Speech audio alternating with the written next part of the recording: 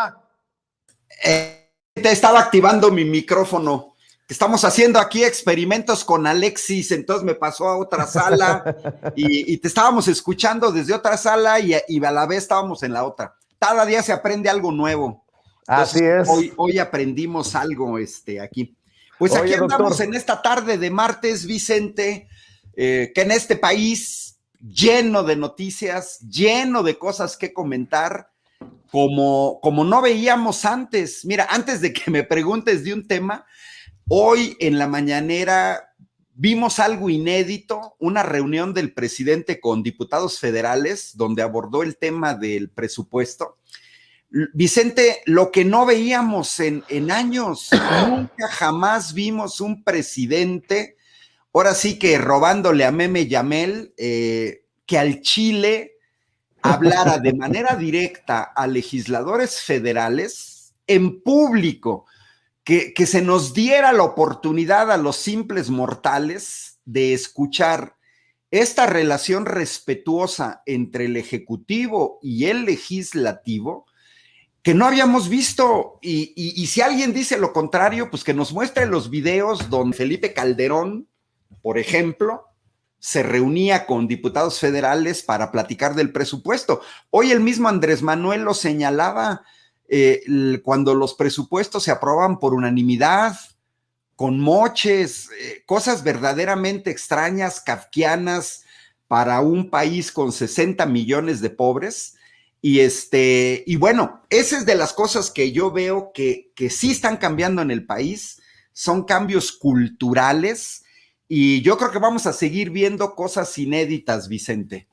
así es, y qué bueno que lo mencionas porque por ahí quería empezar, o por ahí vamos a empezar, si te parece, doctor. Me llamó mucho la atención el tema recurrente en los discursos de los líderes parlamentarios de los tres partidos que conforman la coalición Juntos Hacemos Historia. La reforma eléctrica, la reforma eléctrica, la reforma eléctrica. Lo que envía el mensaje es que la reforma eléctrica será de darse tal vez la reforma más importante de esta cuarta transformación, a menos que tú digas otra cosa, doctor. Mira, ya vimos reformas constitucionales relevantes en la anterior legislatura. Por ejemplo, una que salió por unanimidad, la creación de la Guardia Nacional. Todos sabemos, y hoy sabemos dónde está Genaro García Luna, Cárdenas Palomino, Iván Reyes. Todos sabemos no es exagerado hablar del narcogobierno de Felipe Calderón, y dejaron podrida a la Policía Federal. Acuérdate que García Luna presidía la Policía Federal desde Vicente Fox y se mantuvo incluso en una parte, o sus gentes, con Enrique Peña Nieto. Entonces, esa reforma fue muy relevante. Es la creación de una policía. Podemos objetar que es una policía militarizada. Es un esquema muy parecido al de los carabinieri en Italia, los carabineros chilenos, que son miembros del ejército, pero que forman parte de un cuerpo que está entrenado para tareas civiles. Y esa pasó por unanimidad. A final de cuentas se trata de tratar de avanzar un poco en el combate a la delincuencia, pues tratando de, en la medida de lo posible, sanear un cuerpo podrido, pues que se pudrió sobre todo en los últimos 4 sexenios, ¿no? Pero si no, desde los 6 sexenios con Miguel de la Madrid. Otra que yo considero relevante, y ahorita voy a la que señalas, es la reforma educativa, porque la reforma educativa, que afectaba a 1,5 millones aproximadamente de maestras y maestros, a los que les quitaba la estabilidad laboral. Recordemos que Andrés Manuel López Obrador se comprometió en su campaña a derogar dicha reforma. Era una reforma constitucional. Uno de los principales opositores, oh sorpresa, el señor Claudio X González, que en el bienio 2013-2015, pues yo diría que hasta 2018, era disque experto en educación, Vicente.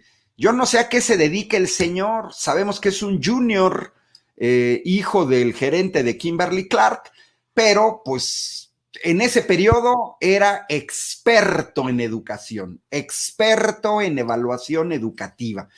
Es relevante, pero ahora voy a lo que me preguntas. Mira, cualquier reforma constitucional al sector energético es más relevante porque tiene que ver con seguridad nacional, tiene que ver con soberanía energética, tiene que ver con la viabilidad de un país y tiene que ver con formas y estilos de vida.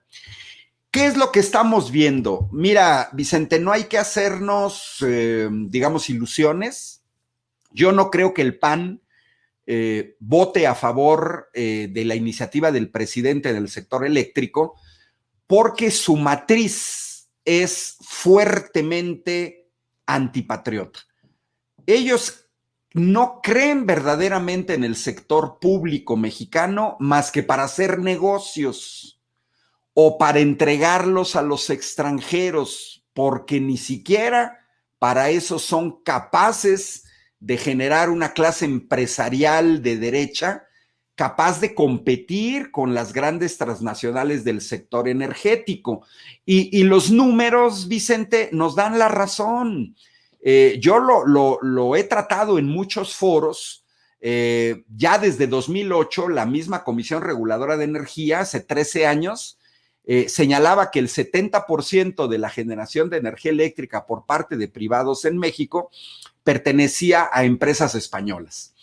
Y hemos visto, Vicente, este fenómeno de las puertas giratorias, así le pusieron en España, 200 políticos de alto nivel, entre exfuncionarios gubernamentales, miembros del Parlamento, senadores, miembros de ayuntamientos importantes de la clase política española, que entran por una puerta y salen por la otra.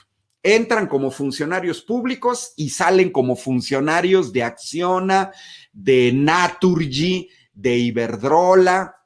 Entran como funcionarios de estas empresas y después se integran a los gabinetes o a cargos públicos. Y eso lo inauguró en México el neoliberalismo. No nada más en el sector energético. Ahí está el caso de Ernesto Zedillo y la privatización de Ferronales, y después Zedillo se contrata con Union Pacific. Entonces, esta situación hay que tenerla clara. Yo no veo en el PAN a un sector de derecha nacionalista, como sí lo vemos en Polonia, en Hungría, en el Reino Unido, en Francia, en España, en Italia, Estados Unidos, Canadá, porque Vicente, esto hay que decirlo, otras derechas son nacionalistas, defienden sus empresas, defienden su sector, claro, para ellos, pero se defienden como gatito, patas arriba, contra empresas extranjeras. Y entonces sucede que no es sorpresa que el PAN, que fue de los principales impulsores, recuerda, Vicente, que la primera intentona fuerte, reciente, de una reforma constitucional para abrir la puerta a contratos extranjeros en gas, en hidrocarburos, en petróleo, en la energía eléctrica, fue Felipe Calderón en 2007. Es ahí donde yo me comienzo a acercar al sector energético, Movimiento Nacional en Defensa del Petróleo, y bueno, resistimos el sexenio de Calderón, no pudieron privatizar Pemex, pero acuérdate que el Pacto por México, PRI, PAN, PRD, son los que logran esa reforma constitucional de 2013, 20 de diciembre de 2013, día negro en la historia de la soberanía energética de este país, donde estos señores abren de par en par las puertas a extranjeros sin establecer dos cosas muy relevantes, Vicente, de candados, y la gente que sigue esta transmisión en vivo y a la que le damos cordiales saludos. Miren, se hace la reforma pero no se establecen candados en cuanto al porcentaje de participación de los privados. Eso explica por qué en el sector eléctrico, cuando se va Peña Nieto, en la generación de energía eléctrica, el 54% lo generaba Comisión Federal de Electricidad y el restante 46% los privados.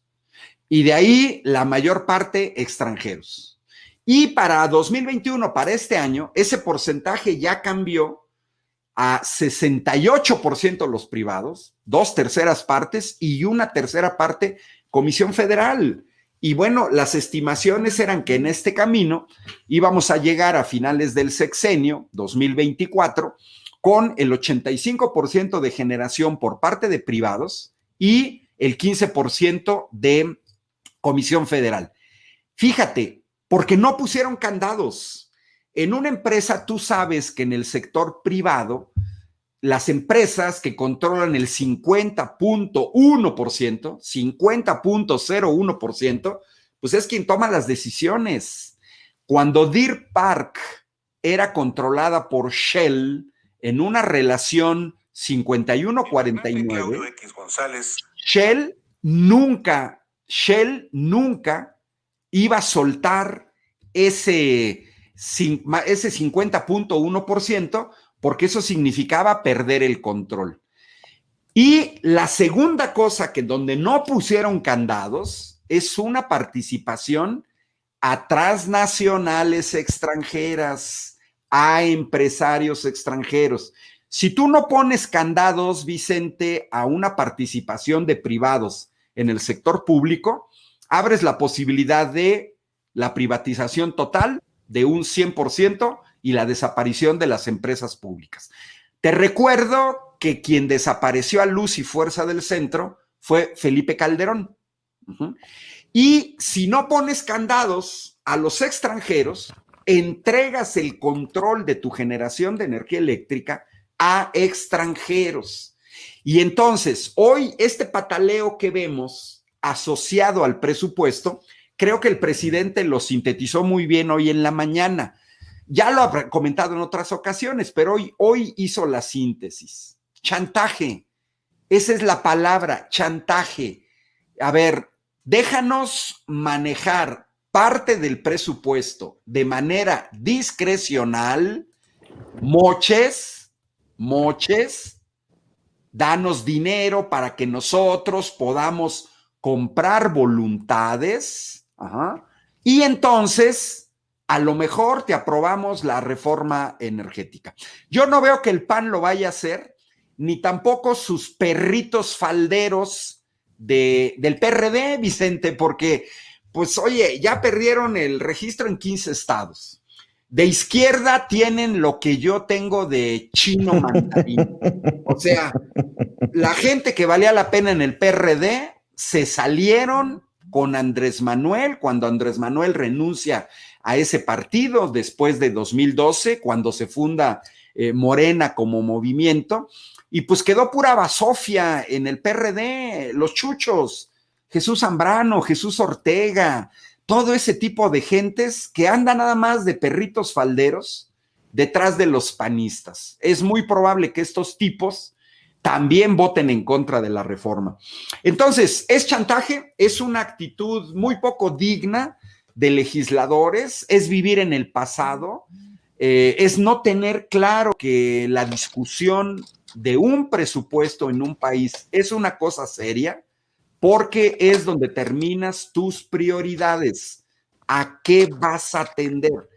Y desde que llegó el gobierno de la 4T, desde su primer presupuesto, 2019, 20, 21, ahora el 22, tenemos finalmente en este país 4 presupuestos orientados a lo social y orientados a obras de infraestructura importantes en el país.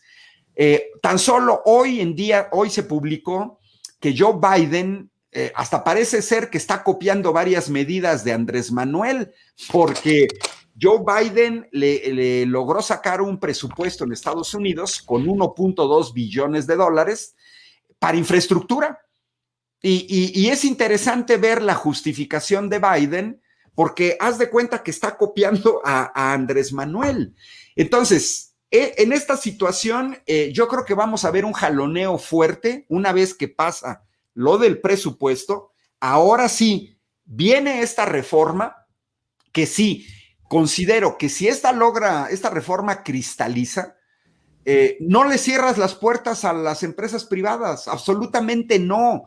La propuesta del presidente es muy clara, es dejar las cosas como se estaba en 2018 y que el control sea estatal, que no sean estos intereses extranjeros los que dominen el sector energético. Claro. Y en este sentido, sí es una reforma importante, pero que también, Vicente, cierro este comentario, pues depende de la gente. Mira, mientras la gente siga votando por sus verdugos, mientras la gente siga votando por el PAN y mientras la gente siga votando por el PRD y mientras la gente siga votando por el PRI, pues vas a pagar un precio y el precio va a ser que ellos van a impulsar sus políticas públicas que ya las conocemos porque ya los vimos en el gobierno. Hoy los panistas no nos pueden decir que van a mejorar el sector eléctrico porque en 12 años no lo hicieron. Los neoliberales no nos van a decir que están a favor del ambiente porque en 36 años de gobierno nunca estuvieron a favor del ambiente. Claro. Es hasta obsceno que se quejen de las deficiencias de Comisión Federal o de Pemex cuando ellos las manejaron. O sea, claro. A ver, no es que Pemex y Comisión sean ineficientes. No, Vicente, los ineficientes son ellos como administradores. ¿Te acuerdas que Vicente Fox dijo que él iba a ser un gobierno de empresarios para empresarios? Y simplemente porque el señor había sido gerente de Coca-Cola, o sea, él por ser gerente de Coca-Cola se creía empresario. Bueno, no, pues bastante chafita. Ahí te va. Va a estar bueno el debate porque va a fijar claramente las posiciones de quién está a favor de la nación y quiénes están en contra de la nación y al servicio de intereses extranjeros. Bueno, hablando de personajes.